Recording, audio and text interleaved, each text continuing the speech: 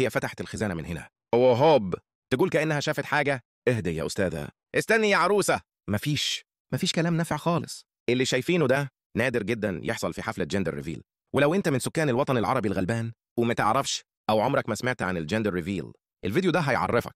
وفي الاخر هتشوف حفلات عادية لكن خلصتوا بكوارث. استعد ويلا بينا في رحلة سريعة. هنشوف ازاي الناس في الدول المتقدمة بيحتفلوا بمعرفة نوع الجنين. ايوه، مجرد معرفة النوع محتاجة حفلة وترتيبات، مش عشوائية زي زمان. كانوا يسألوا الداية وهي تخمن وتقول للناس، وبعدين عند الولادة يطلع النوع حاجة تانية خالص. لكن في أمريكا انتظار المولود نقلة حياتية كبيرة، محتاج استعداد نفسي للأب وللأم وللأسرة كلها. فعشان يستوعبوا الموضوع واحدة واحدة، أول خطوة هي الجندر ريفيل.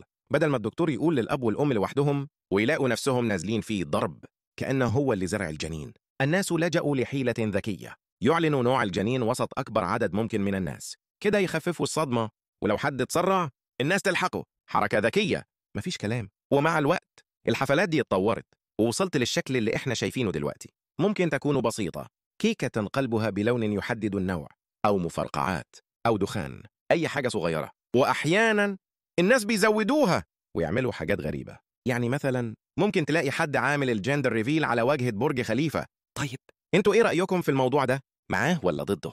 فكروا واكتبوا لنا تعليق. وقعدوا بالعافية. سلام.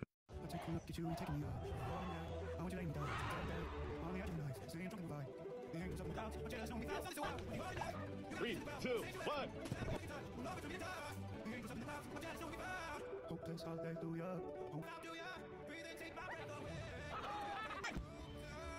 What? Wait, what is yellow